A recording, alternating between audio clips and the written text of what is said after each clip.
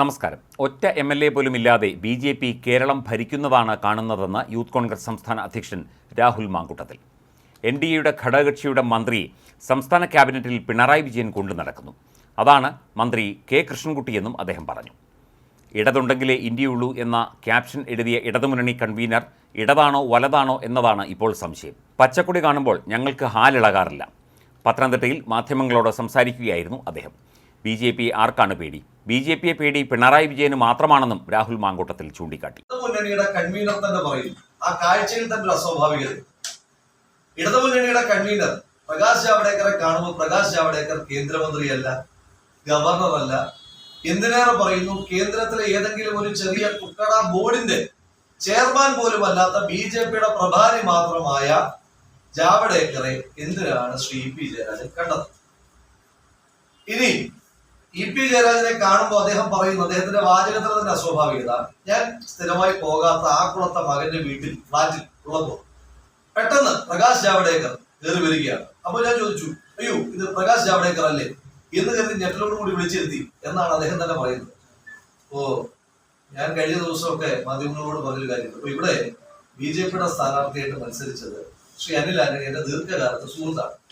അദ്ദേഹം സ്ഥാനാർത്ഥിയെ മത്സരിച്ചിട്ട് പോലും എന്റെ വീടിന്റെ വാതിൽക്കൂടെ പല തവണ പോയിട്ട് ഒരു തവണ പോലും അദ്ദേഹത്തിന്റെ വീട്ടിലേക്ക് വന്നില്ല. അതാണ് നമ്മുടെ ഒരു സെക്യുലർ പ്രൊഡക്ഷൻ. അത് തന്നെയാണ് നമ്മളൊരു അഭിമാനമായും ഒരു പൊങ്ങച്ചമായും പറഞ്ഞു നടക്കുന്നത്. അങ്ങനെയുള്ളപ്പോ EP ജയരാജന്റെ വീടിന്റെ വാതിൽക്കൽ കൂടെ പോകുമ്പോൾ പോലും പ്രകാശ് ജാവ്ദേക്കർ ഒരു സൗഹൃദത്തിന്റെ പേരിൽ കയറാൻ പാടില്ല. ഇനി പോകട്ടെ, അത് EP ജയരാജന്റെ വീടാണെന്ന് മുൻകൂട്ടി അറിയുന്നത് കൊണ്ട് അവിടെ കയറിയതാണെന്ന് വിചാരിക്കാം. എന്നാൽ EP ജയരാജൻ തന്നെ പറയുന്നുണ്ട്, ഞാൻ പോകാറില്ലാത്ത എന്റെ മകന്റെ വീട്ടിൽ ആ ദിവസം തന്നെ പ്രകാശ് ജാവ്ദേക്കർ എത്താനുള്ള കാരണം എന്താണ്? ഒന്ന്. രണ്ട്, എന്തുകൊണ്ടാണ് ആ വിവരത്തെ പറ്റി ഇതുവരെ കേരളീയ പൊതുസമൂഹത്തോട് EP ജയരാജൻ പറയാതിരുന്നത്? ഇനിയും അതിന് മറുപടിയായി കേരളത്തിന്റെ മുഖ്യമന്ത്രി ശ്രീ പിണറായി വിജയൻ പറഞ്ഞത്, ഞാൻ പ്രകാശ് ജാവ്ദേക്കറെ നിരവധി തവണ കണ്ടിട്ടുള്ളതാണ്. കേരളത്തിന്റെ മുഖ്യമന്ത്രി ഏത് കപ്പാസിറ്റിയിലാണ് പ്രകാശ് ജാവ്ദേക്കർ എന്ന BJPയുടെ പ്രഭാരിയെ കണ്ടത്? ഇവിടെ എന്റെ മുന്നിൽ ഇരിക്കുന്ന മാധ്യമ സുഹൃത്തുക്കൾ, നിങ്ങളുടെ ഏതെങ്കിലും ഒരു മാധ്യമ സ്ഥാപനത്തിൽ ഏതെങ്കിലും ഒരു ആർക്കൈവിൽ ശ്രീ പിണറായി വിജയൻ ശ്രീ പ്രകാശ് ജാവ്ദേക്കറുമായി കണ്ടതിന്റെ എന്തെങ്കിലും വിശദാംശങ്ങൾ നിങ്ങളുടെ ആരുടെയെങ്കിലും ആർക്കൈവിലുണ്ട്? ഞാൻ നിങ്ങളോട് വളരെ സ്നേഹത്തോടു കൂടി ചോദിക്കുവാൻ ആഗ്രഹിക്കുക. ആരെങ്കിലും ഉണ്ടെങ്കിൽ പറയാം. അപ്പൊ കേരളത്തിലെ ഒരു മാധ്യമ സ്ഥാപനത്തിന്റെയും ആർക്കൈവിൽ ഇല്ലാത്ത സന്ദർശനം നടത്തിയിട്ടുണ്ടെങ്കിൽ അതെന്തിനു വേണ്ടിയിട്ടാണ്? ഇത് കൃത്യമായി മുൻപൊരിക്കൽ K. സുരേന്ദ്രൻ പറഞ്ഞൊരു വാചകമുണ്ട്, 35 MLA-മാരുണ്ടെങ്കിൽ ഞങ്ങൾ കേരളം ഭരിക്കും. ഒറ്റ MLA-മാര് പോലും ഇല്ലാതെ സംഘപരിവാറും BJPയും കേരളം ഭരിക്കുന്ന കാഴ്ചയാണ് ഇവിടെ കണ്ടുകൊണ്ടിരിക്കുന്നത്. എന്റെ ചോദ്യം ശ്രീ ബിനോയ് വിശ്വത്തോടെ, ശ്രീ രാഹുൽ ഗാന്ധിയുടെ നേതൃത്വത്തിൽ ശ്രീ രാജി അടക്കമുള്ള ആളുകൾ അംഗങ്ങളായ ഇന്ത്യ മുന്നണിയിലാണോ ബിനോയ് വിശ്വത്തിന്റെ പാർട്ടി ഉള്ളത്? അതോ ശ്രീ EP ജയരാജനും പിണറായി വിജയനും നേതൃത്വം കൊടുക്കുന്ന NDA മുന്നണിയിലാണോ ശ്രീ ബിനോയ് വിശ്വത്തിന്റെ പാർട്ടി ഉള്ളതെന്ന് അദ്ദേഹം മറുപടി പറയണം. CPIയുടെ നേതാക്കന്മാർ മറുപടി പറയണം. അല്ലെങ്കിൽ തന്നെ കേരളത്തിലെ LDF അഥവാ കേരളത്തിലെ LDA ആ മുന്നണിയിൽ BJPയുടെ ഘടകകക്ഷിയുടെ മന്ത്രിയെ പിണറായി വിജയൻ ക്യാബിനറ്റിൽ കൊണ്ടു നടക്കുന്നത് നിങ്ങൾക്ക് എല്ലാവർക്കും അറിയുന്ന പോലെ ശ്രീ കൃഷ്ണൻകുട്ടി കർണാടകയിൽ BJPക്ക് പിന്തുണ കൊടുക്കുന്ന പാർട്ടിയുടെ നേതാവായി ഇപ്പോഴും കേരളത്തിന്റെ മന്ത്രിയായി സ്വച്ഛന്തം ഇങ്ങനെ വിരാജിക്കുകയാണ്. അപ്പൊ BJPയുടെ ഘടകകക്ഷിയുടെ മന്ത്രിയുള്ള മുന്നണിയുടെ കൺവീനർ BJPക്കാരനാകുമ്പോ ബിനോയ് വിശ്വത്തിന്റെ മറുപടി കേരളീയ പൊതുസമൂഹം ആഗ്രഹിക്കുന്നുണ്ട്. ഇന്ത്യ മുന്നണിയിലാണോ NDA മുന്നണിയിലാണോ?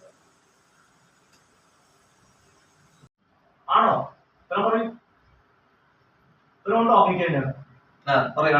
അല്ല, നിങ്ങൾ നെഞ്ചോട് ചേർത്ത് പിടിക്കുന്നതാണോ രമ വാസൻ പറഞ്ഞത്? അങ്ങനെ നെഞ്ചോട് ചേർത്ത് പിടിക്കുന്ന പ്രസ്ഥാനം പതാക ഉപേക്ഷിക്കുന്ന കാരണം സംസ്ഥാന അധ്യക്ഷന് പറയാൻ കഴിയുന്നില്ലെങ്കിൽ BJPയെ പേടിച്ച് കൊടി മാറ്റിയ പ്രസ്ഥാനമാണ് നിങ്ങളുടെ.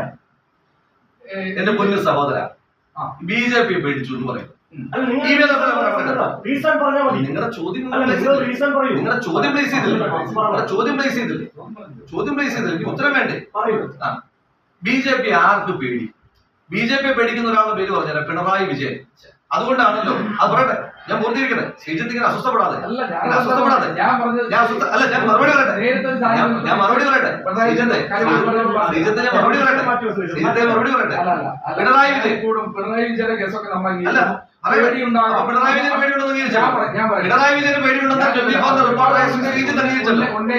അല്ല, 24 റിപ്പോർട്ടറായ ശ്രീജിത്ത് പിണറായി വിജയന് പേടിയുണ്ടെന്ന് അംഗീകരിച്ചു. ബാക്കി എന്റെ മറുപടി പറയാം. എന്റെ മറുപടി പറയാം. BJP പേടിച്ചു എന്ന് പറയുന്നു. ഞാൻ ചോദിച്ചോട്ടെ, ഈ രാജ്യത്ത് BJP അയോഗ്യനാക്കിയ പാർലമെന്റ് മെമ്പറുടെ പേരെന്താ? എന്താ പേര്? AM ആരിഫ് എന്നാണ്. രാഹുൽ ഗാന്ധി എന്നാണ്. ആ രാഹുൽ ഗാന്ധി BJP അയോഗ്യനാക്കാനുള്ള കാരണം എന്തായിരുന്നു? എന്ത് പരാമർശത്തിന്റെ പേരിലാണ് രാഹുൽ ഗാന്ധിയെ BJP അയോഗ്യനാക്കിയത്? തിടുക്കത്തിൽ കോടതി നടപടികൾ വരുന്നതിന് മുമ്പ്, അതിന്റെ മഷി ഉണങ്ങുന്നതിന് മുമ്പ് രാഹുൽ ഗാന്ധിയെ പാർലമെന്റ് അംഗത്വം അയോഗ്യനാക്കിയ നടപടിയുടെ കാരണം എന്തായിരുന്നു? അങ്ങനെ പറയും. ഗാന്ധി വധത്തിൽ RSSന്റെ പങ്ക് തന്നെയാണ് ഒരു കാരണം. രണ്ടാമത്തെ കാരണം എന്തായിരുന്നു? മോദി പരാമർശം. മോദി പരാമർശം. നരേന്ദ്രമോദിയെ പേരെടുത്ത് കള്ളൻ എന്ന് വിളിച്ചു എന്നതിന്റെ പേരിൽ അയോഗ്യനാക്കപ്പെട്ട ഒരാള്, ആ ആൾക്ക് BJPയെ പേടിയാണ് എന്ന് അങ്ങ് പറയുമ്പോ, ഇത് ഞാനല്ലോ പറഞ്ഞത്, ഇത്രയും കാര്യങ്ങൾ അങ്ങ് തന്നെയാണ് പറഞ്ഞത്. നരേന്ദ്രമോദിയെ കള്ളനെന്ന് വിളിച്ചതിന്റെ പേരിൽ അയോഗ്യനാക്കപ്പെടുകയും ഞാനതിൽ മാപ്പ് പറയാൻ തയ്യാറല്ല എന്ന് പറയുകയും തുടർന്നും ആ പരാമർശങ്ങൾ തന്നെ നടത്തിക്കൊണ്ടിരിക്കുകയും ചെയ്യുന്ന ആൾക്ക് BJPയെ പേടിയാണെന്ന് പറയുമ്പോ അതുകൊണ്ടായിരിക്കും 7% വയനാട് മത്സരിച്ചില്ല. BJPക്ക് 7% വോട്ട് മാത്രമുള്ള വയനാട് മത്സരിച്ചില്ല. എവിടെ മത്സരിക്കണമെന്ന് നമ്മളല്ലേ തീരുമാനിക്കുന്നത്. ഒരു കാര്യം ചെയ്യൂ, അങ്ങ് ഒരു ലിസ്റ്റ് എഴുതിയിട്ട് കോൺഗ്രസിന്റെ സ്ഥാനാർത്ഥികൾ, സീറ്റുകൾ അങ്ങ് ഒരു പട്ടികയായിട്ട് തന്നു കഴിഞ്ഞാൽ ഞാൻ അത് ACCക്ക് കൊടുക്കാം. ഞാൻ പൂർത്തീകരിക്കില്ല. താങ്കളുടെ ചോദ്യത്തിന് മറുപടി പറയാം. ഞാൻ പറയാം. അങ്ങൊരു പട്ടിക എടുത്തിട്ട് അങ്ങൊരു പട്ടിക തയ്യാറാക്കി ഇപ്പൊ തന്നാൽ ഇനി ബാക്കി കുറച്ച് സീറ്റ് കൂടെ പ്രഖ്യാപിക്കാനുണ്ടല്ലോ. നമുക്കൊരു കാര്യം ചെയ്യാം. ആ സീറ്റ് എല്ലാം പൂർത്തീകരിക്കട്ടെ. അങ്ങ് ഇത്ര ആവശ്യം കാണിക്കാതെ. പിണറായി വിജയനൊന്നും പത്രസമ്മേളനം നടത്തുമ്പോൾ ഇത്ര ആവശ്യമില്ലല്ലോ. പാവപ്പെട്ട് നമ്മളൊക്കെ നടത്തുമ്പോൾ മാത്രമേ ആവശ്യം. പിണറായി വിജയനോട് ചോദ്യം ചോദിക്കാൻ പോലും ഒരു ആവേശമില്ലാതെ, സത്യം പറഞ്ഞാൽ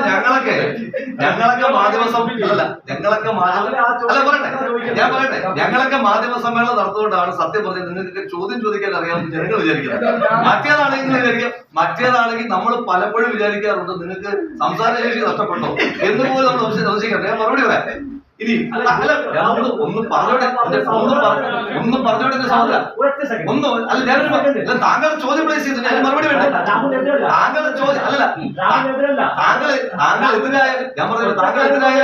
താങ്കളൊരു ചോദ്യം ചോദിച്ചു, ഞാനതിന് മറുപടി പറയട്ടെ. ഞാൻ മറുപടി പറയണ്ടോ? അല്ല, അങ്ങനെ പറ്റില്ല. താങ്കളുടെ ചോദ്യം ചോദിച്ചു, ഞാൻ അതിന് മറുപടി പറഞ്ഞിട്ടില്ല. അതിടപെടരുത്. അത് ശരിയല്ല. ഞാൻ പറഞ്ഞല്ലോ, ഞാൻ അതിന്